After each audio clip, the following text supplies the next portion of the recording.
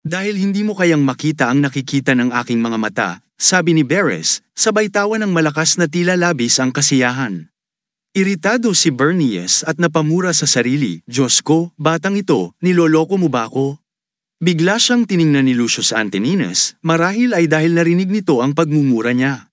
Nagulat si Bernies nang hindi inaasahan na tumingin sa kanya si Lucius at nagpakawala ng kakaibang ngiti. Tinawag siya ni Lucius Antonines sa mabigat na tono, Commander Bernies. Medyo natakot si Bernies at napautal na sumagot, bakit po, mahal na hari? Panatili ni Lucius Antonines ang tono nito at sinabing, hintayin mo lang. Nasa gilid si Ross, nag-iisip, ano ang ibig niyang sabihin doon?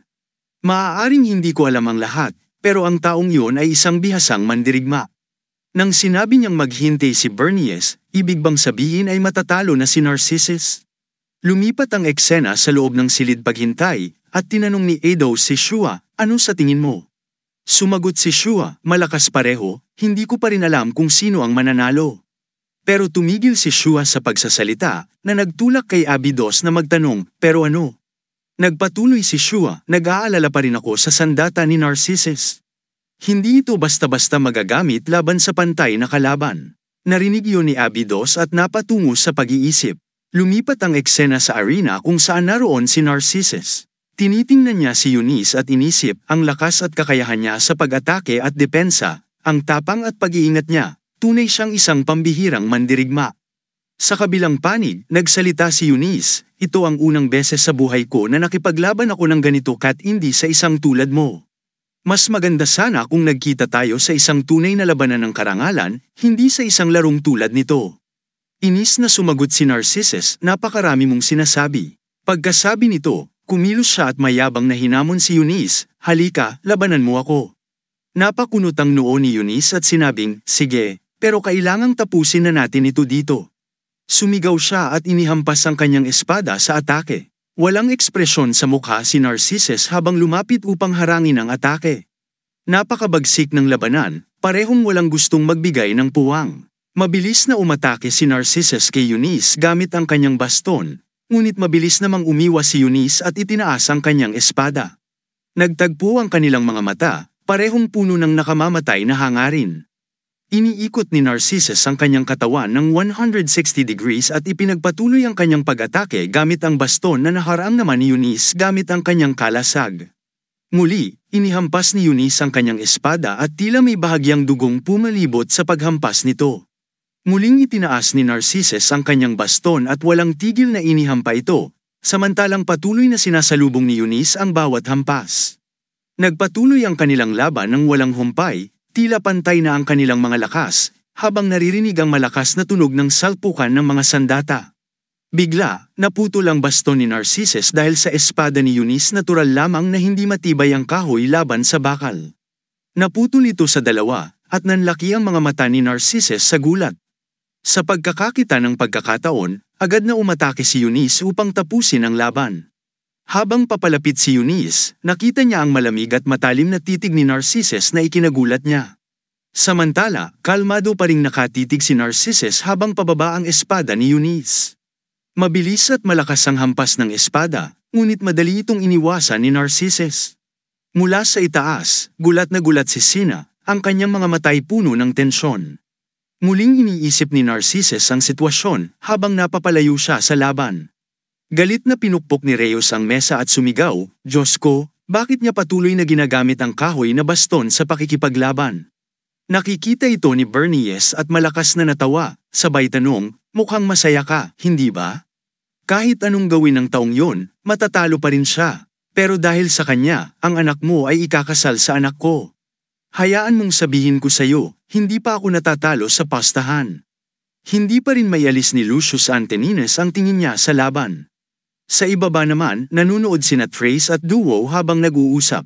Sabi ni Trace, naiwasan niya na naman. Talagang sanay ang taong yon. Sumagot si Duo, kung makakasali ang commander sa ikalawang round, malalagot tayo. Patuloy si Trace, kahit na ayoko, kailangan kong aminin na wala na ring halaga ang lahat, matatalo rin siya. Walang makakatalo sa taong yon. Iniisip ni Abos, napakalakas ng kalaban at wasak pa ang kanyang sandata. Sa totoo lang, hindi pa favorable ang sitwasyon para sa kanya. Pero natigilan siya, matamang nanunood din si Shua sa laban at nag-iisip, biglang nagiba ang kanyang ekspresyon. Hindi ito basta tapang sa harap ng panganib, isip niya. Tinitingnan ni Narcissus ang putol na baston sa kanyang kamay. Nag-isip siya na maaaring kailangan niya itong ipakita, sabay hawak sa 2 putol na piraso na parang kambal na espada. Mula sa isang gilid, pinagmamasdan ni Eunice si Narcissus, nagtataka sa mga nangyayari. Bago pa siya makapag-isip ng higit pa, biglang umatak si Narcissus, hawak ang 2 piraso ng baston at sumugod pasulong habang sumisigaw, "Narito na ako." Nagulat si Eunice habang mabilis na humarurot si Narcissus, na umikot ng 180 degrees ng may angking kagandahan sa kanyang mga galaw. Agad na tumutok si Eunice sa kanyang bewang, naghahanda para sa paparating na atake. Mabilis niyang ginamit ang kanyang kalasag upang harangin ang hampas ni Narcissus. Muling hinugot ni Eunice ang kanyang espada upang harangin ang susunod na pag-atake, ngunit muling pinalo ni Narcissus ang kanyang baston papunta sa kanya. Sa puntong ito, nagawa lamang ni Eunice na magdepensa habang patuloy na humahampas ang baston ni Narcissus sa kanya. Patuloy na nagtatanggol si Eunice, na puno ng di makapaniwalang ekspresyon. Hindi niya mapigil ang sumigaw, "Hindi maaari." Nanatiling kalmado si Narcissus, ang kanyang titig ay matatag. Napakabilis ng mga hampas ni Narcissus na nagpipilit kay Eunice na patuloy na magtanggol ng hindi makapagtangka ng isang atake pabalik. Pakiramdam ni Eunice na parang ibang tao ang kanyang kaharap. Si CER naman ay di napigil ang magulat at napalawak ang kanyang mga mata. Ngayon si Eunice ang napapaurong 1 hakbang, 2 hakbang, 3, 4 na hakbang halos di na niya mabilang. Patuloy siyang napa-atras ng napapalayo hanggang sa napatigil siya sa pader. Tumalikod si Eunice, nagngingit-ngit, at napamura, "Diyos ko, Narcissus." Sa harap niya, nananatiling matatag si Narcissus at mabilis na sumugod na parang buhawi. Puno na ng pagtutol ang mga mata ni Eunice habang ang kanyang kalaban ay nagpatuloy, at narinig ang sabi ni Narcissus, "Ibinigay mo ang lahat, ng mahusay bilang mandirigma." Nakikita ni Eunice ang titig ni Narcissus at napanginig siya. Ngayon, naiintindihan na niya ang kakaibang pakiramdam na ito, isang bagay na hindi niya kailanman naramdaman noon. Ito ay takot. Napabagsak si Eunice ni Narcissus sa lupa, ngunit hindi doon tumigil si Narcissus, nagbigay pa siya ng ilang matitinding hampas upang tuluyang tapusin ang laban. Napakabilis ng mga hampas ni Narcissus na kahit ang mata ng tao ay hirap itong masundan. Sumigaw siya, at lahat ng nanunood ay lubos na namangha sa kinalabasan. Hindi sila makapaniwalang isang baguhan ang nakatalo sa isang mandirigmang kilala bilang pinili ng emperador. Nakanganga si Rides, tila hindi maipikit ang kanyang bibig, at ganoon din si Abydos na kanina lamang ay nag-aalala tungkol sa sandata ni Narcissus. Si Kosi na lamang ang nanatiling naniniwalang mananalo si Narcissus mula simula hanggang wakas.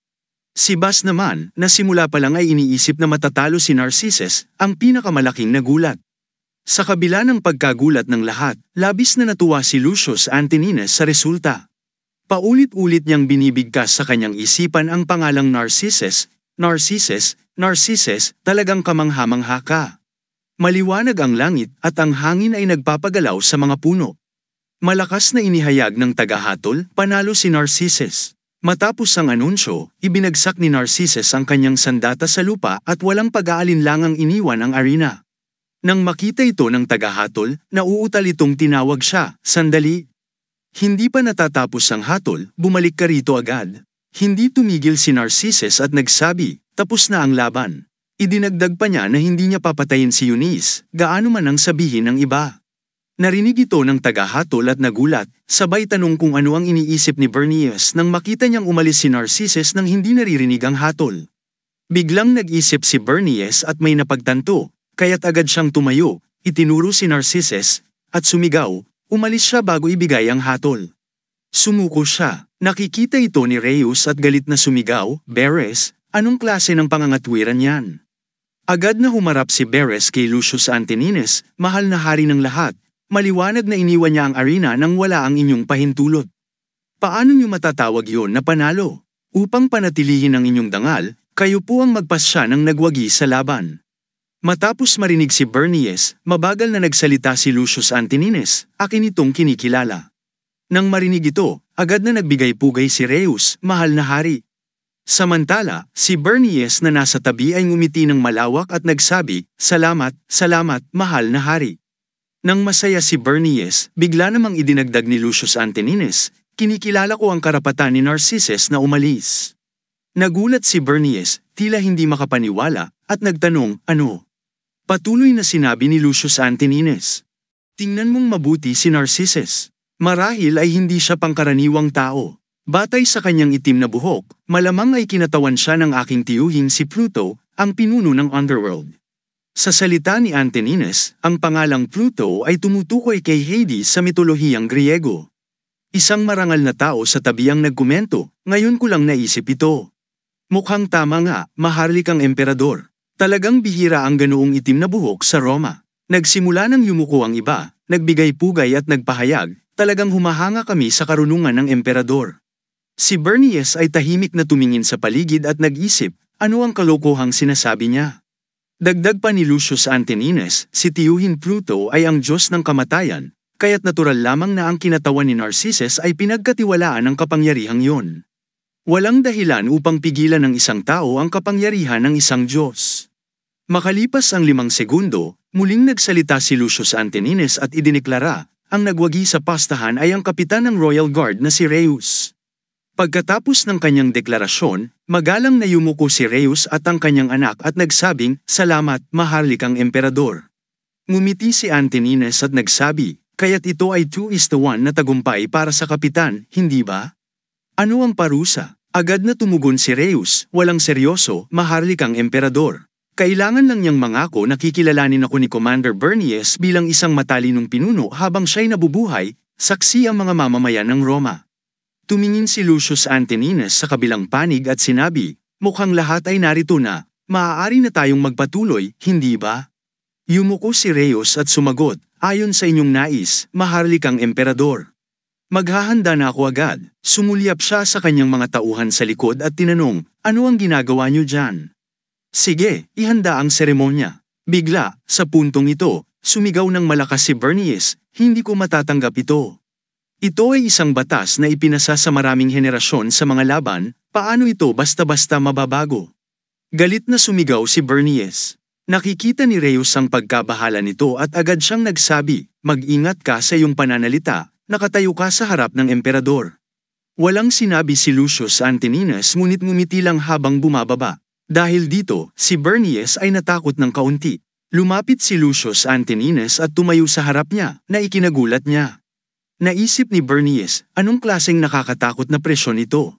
Kailan pa naging ganito ka-imposing ang batang emperador?